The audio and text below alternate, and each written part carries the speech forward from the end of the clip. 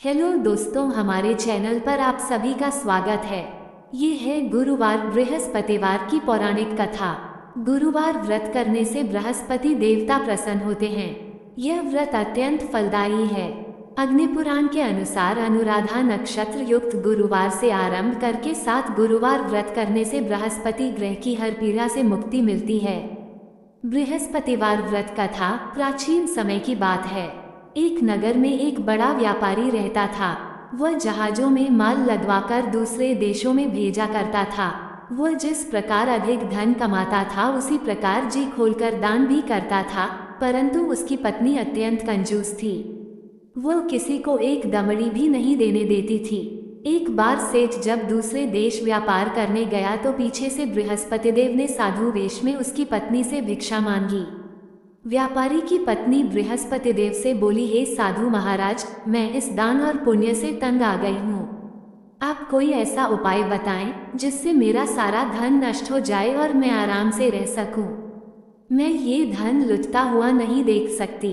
बृहस्पतिदेव ने कहा, हे देवी, तुम बड़ी विचित्र हो। संतान और धन से कोई दुखी होता है। अगर अधिक धन है तो इसे शुभ कार्यों में लगाओ, कुंवारी कन्याओं का विवाह कराओ, विद्यालय और बाग बगीचों का निर्माण कराओ। ऐसे पुण्य कार्य करने से तुम्हारा लोक परलोक सार्थक हो सकता है। परंतु साधु की इन बातों से व्यापारी की पत्नी को खुशी नहीं हुई। उसने कहा, मुझे ऐसे धन की आवश्यकता नहीं है जिसे मैं दान दूं। तब बृहस्पतिदेव बोले, यदि तुम्हारी ऐसी इच्छा है तो तुम एक उपाय करना। 7 बृहस्पतिवार घर को गोबर से लीपना, अपने केशों को पीली मिट्टी से धोना, केशों को धोते समय स्नान करना, व्यापारी से हजामत बनाने को कहना, भोजन में मांस मदिरा खाना, कपड़े अपने घर धोना। ऐसा करने से तुम्हारा सारा धन नष्ट हो जाएगा। इतना कहकर बृहस्पतिदेव अंतर्ध्यान हो गए। व्यापारी की पत्नी ने बृहस्पति देव के कहे अनुसार 7 बृहस्पतिवार वैसा ही करने का निश्चय किया। केवल 3 बृहस्पतिवार बीते थे कि उसी समस्त धन संपत्ति नष्ट हो गई और वह परलोक सिधार गई। जब व्यापारी वापस आया तो उसने देखा कि उसका सब कुछ नष्ट हो चुका है। उस व्यापारी ने अपनी पुत्री को सांत्वना दी और दूसरे नगर में जाकर बस गया। वहां वह जंगल से लकड़ी काटकर लाता और शहर में बेचता। इस तरह वह अपना जीवन व्यतीत करने लगा। एक दिन उसकी पुत्री ने दही खाने की इच्छा प्रकट की, लेकिन व्यापारी के पास दही खरीदने के पैसे नहीं थे। वह अपनी पुत्री को आश्वासन देकर जंगल में लकड़ी काटने चला गया। वहां एक वृक्ष के नीचे बैठ अपनी पूर्व दशा पर विचार कर रोने लगा। उस दिन बृहस्पतिवार था। तभी वहां बृहस्पतिदेव साधु के रूप में सेठ के पास आए और बोले, हे मनुष्य, तू इस जंगल में किस चिंता में बैठा है? तब व्यापारी बोला, हे महाराज, आप सब कुछ जानते हैं। इतना कहकर व्यापारी अपनी कहानी सुनाकर रो पड़ा। बृहस्पतिदेव बोले, देखो बेटा, तुम्हारी पत्नी ने बृहस्पति देव का अपमान किया था, इसी कारण तुम्हारा ये हाल हुआ है। लेकिन अब तुम किसी प्रकार की चिंता मत करो। तुम गुरुवार के दिन बृहस्पतिदेव का पाठ करो। 2 पैसे के चने और गुड़ को लेकर जल के लोटे में शक्कर डालकर वह अमृत और प्रसाद अपने परिवार के सदस्यों और कथा सुनने वालों में बांट दो। स्वयं भी प्रसाद और चरणामृत लो। भगवान तुम्हारा अवश्य कल्याण करेंगे। साधु की बात सुनकर व्यापारी बोला, महाराज, मुझे तो इतना भी नहीं बचता कि मैं अपनी पुत्री को दही लाकर दे सकूं। इस पर साधु जी बोले, तुम लकड़ियां शहर में बेचने जाना। तुम्हें लकड़ियों के दाम पहले से चौगुने मिलेंगे, जिससे तुम्हारे सारे कार्य सिद्ध हो जाएंगे। उसने लकड़ियां काटी और शहर में बेचने के लिए चल पड़ा। उसकी लकड़ियां अच्छे दाम में बिक गई, जिससे उसने अपनी पुत्री के लिए दही लिया और गुरुवार की कथा हेतु चना गुड़ लेकर कथा की और प्रसाद बांटकर स्वयं भी खाया। उसी दिन से उसकी सभी कठिनाइयां दूर होने लगी। परंतु अगले बृहस्पतिवार को वह कथा करना भूल गया। अगले दिन वहां के राजा ने एक बड़े यज्ञ का आयोजन कर पूरे नगर के लोगों के लिए भोज का आयोजन किया। राजा की आज्ञा अनुसार पूरा नगर राजा के महल में भोज करने गया। लेकिन व्यापारी व उसकी पुत्री तनिक विलंब से पहुंचे, अतः उन दोनों को राजा ने महल में ले जाकर भोजन कराया। जब वे दोनों लौटकर आए तब रानी ने देखा कि उसका खूंटी पर टंगा हार गायब है।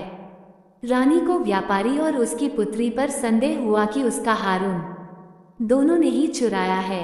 राजा की आज्ञा से उन दोनों को कारावास की कोठरी में कैद कर दिया गया। कैद में पड़कर दोनों अत्यंत दुखी हुए। वहां उन्होंने बृहस्पति देवता का स्मरण किया। बृहस्पति देव ने प्रकट होकर व्यापारी को उसकी भूल का आभास कराया और उन्हें सलाह दी कि गुरुवार के दिन कैदखाने के दरवाजे पर तुम्हें 2 पैसे मिलेंगे, उनसे तुम चने और मुनक्का मंगवाकर विधिपूर्वक बृहस्पति देवता का पूजन करना। तुम्हारे सब दुख दूर हो जाएंगे। बृहस्पतिवार को कैदखाने के द्वार पर उन्हें 2 पैसे मिले। बाहर सड़क पर एक स्त्री जा रही थी। व्यापारी ने उसे बुलाकर गुड़ और चने लाने को कहा। इस पर वह स्त्री बोली, मैं अपनी बहू के लिए गहने लेने जा रही हूँ, मेरे पास समय नहीं है। इतना कहकर वह चली गई। थोड़ी देर बाद वहां से एक और स्त्री निकली। व्यापारी ने उसे बुलाकर कहा कि हे बहन, मुझे बृहस्पतिवार की कथा करनी है, तुम मुझे 2 पैसे का गुड़ चना ला दो। बृहस्पति देव का नाम सुनकर वह स्त्री बोली, भाई, मैं तुम्हें अभी गुड़ चना लाकर देती हूँ। मेरा इकलौता पुत्र मर गया है, मैं उसके लिए कफन लेने जा रही थी, लेकिन मैं पहले तुम्हारा काम करूंगी, उसके बाद अपने पुत्र के लिए कफन लाऊंगी। वह स्त्री बाजार से व्यापारी के लिए गुड़ चना ले आई और स्वयं भी बृहस्पति देव की कथा सुनी। कथा के समाप्त होने पर वह स्त्री कफन लेकर अपने घर गई। घर पर लोग उसके पुत्र की लाश को राम नाम सत्य है कहते हुए शमशान ले जाने की तैयारी कर रहे थे। स्त्री बोली, मुझे अपने लड़के का मुख देख लेने दो। अपने पुत्र का मुख देखकर उस स्त्री ने उसके मुंह में प्रसाद और चरणामृत डाला। प्रसाद और चरणामृत के प्रभाव से वो पुनः जीवित हो गया। पहली स्त्री जिसने बृहस्पति देव का निरादर किया था, वह जब अपने पुत्र के विवाह हेतु पुत्रवधू के लिए गहने लेकर लौटी और जैसे ही उसका पुत्र घोड़ी पर बैठकर निकला, वैसे ही घोड़ी ने ऐसी उछाल मारी कि वह घोड़ी से गिरकर मर गया। ये देख स्त्री रो रोकर बृहस्पति देव से क्षमा याचना करने लगी।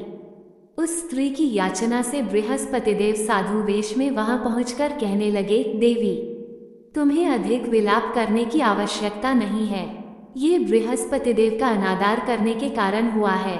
तुम वापस जाकर मेरे भक्त से क्षमा मांगकर कथा सुनो, तभी तुम्हारी मनोकामना पूर्ण होगी।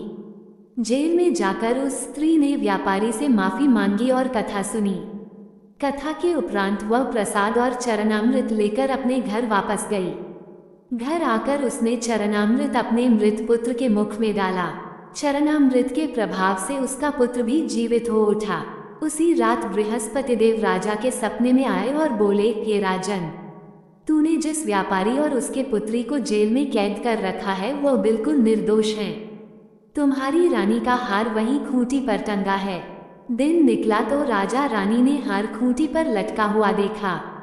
राजा ने उस व्यापारी और उसकी पुत्री को रिहा कर दिया और उन्हें आधा राज्य देकर उसकी पुत्री का विवाह उच्च कुल में करवाकर दहेज में हीरे जवाहरात दिए।